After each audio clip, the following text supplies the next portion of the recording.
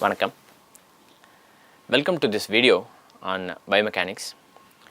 We have been looking at basic terminologies in biomechanics. Specifically, we are discussing how we can consider the human body as a biomechanical system. In this video, we will be focusing on movements that happen in the coronal plane. If movements are happening in the coronal plane, these movements must happen about an axis that goes from the back of the body to the front of the body, or from the front of the body to the back of the body.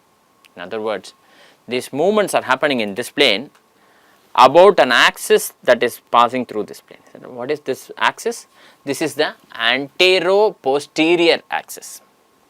This plane is called as the frontal plane or the coronal plane, and the movement is happening about the antero-posterior axis. What kind of movements these? Any movement that takes a particular segment of the body away from the midline is called as abduction.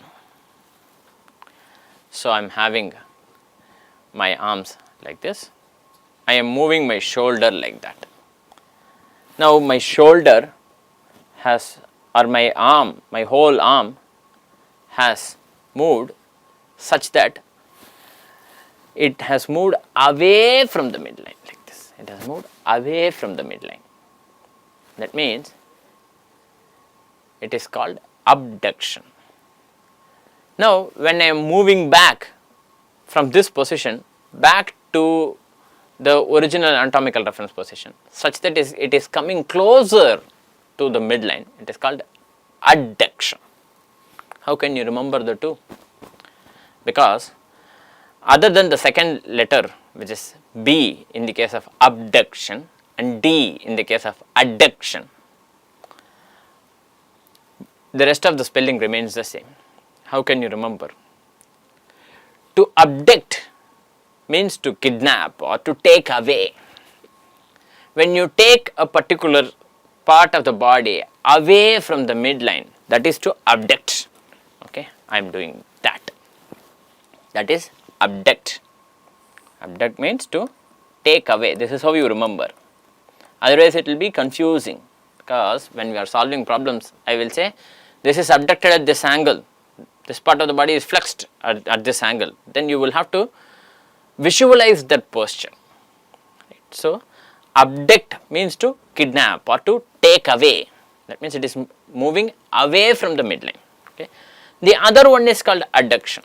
Of course, while you are speaking, to avoid confusion, sometimes people say abduction and adduction, but that is not really necessary. You can say abduction and adduction, or you can also say abduction and adduction. That is not so critical, but it is critical to remember which is abduction and which is adduction. Abduction means to take away, right. So, that is the shoulder abduction and shoulder adduction, for example. Likewise, at the hip abduction adduction, I can do like that. You may not be able to see doing the hip abduction and adduction.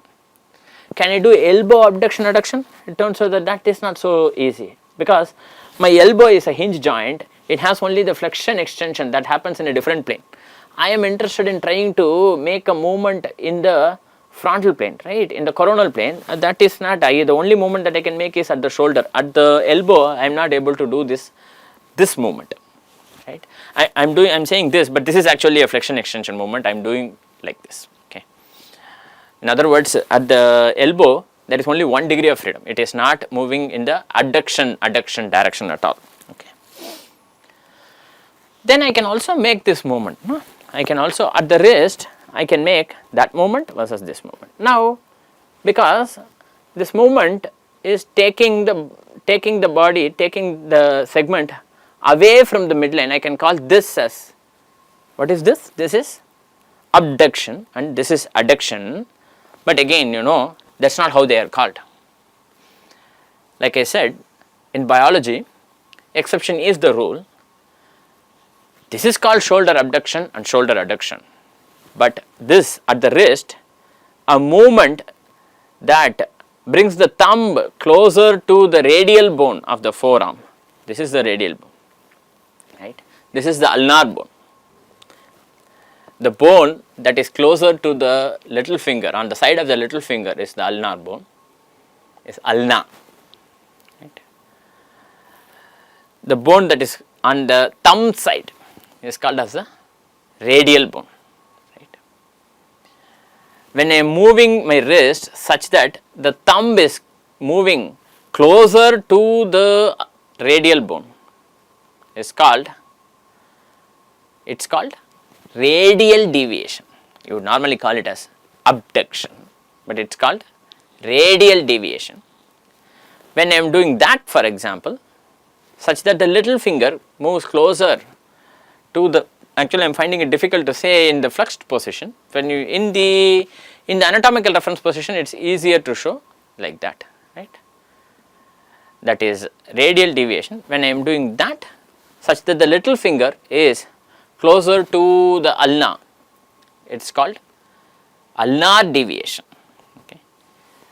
The movement that moves the thumb closer to the radius is called radial deviation, and the movement that moves the little finger closer to the ulna is called ulnar deviation. Okay. What would otherwise be called as abduction and adduction, right.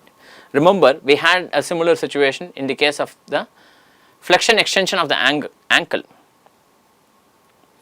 Remember, we had a similar situation in the case of the flexion and extension of the ankle joint, right. We call that as plantar flexion and dorsiflexion, right.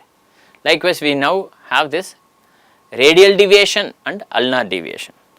In biology, the beauty is in remembering the details and the exceptions. Right. What other movements are there? Right. Elevation, a movement that happens in the superior direction, right, and a movement that happens in the inferior direction, right. That movement, you know, I am opening my mouth like that, my mandible is, you know, going down, that is the depression of the mandible. Okay. I am closing my mouth and my mandible is going and closing, right, going up, it is called as elevation. Then what else? About the coronal, about the, or in the coronal plane, right, about the anterior posterior axis, what other movements are happening, what other rotations can happen, right. We said these, likewise abduction adduction, likewise hip abduction adduction. Anything else? You can also make a movement within the foot, that when it moves towards the inside, tilt the sole of the foot towards the midline of the body. Suppose this is the foot and you tilt it towards the midline of the body.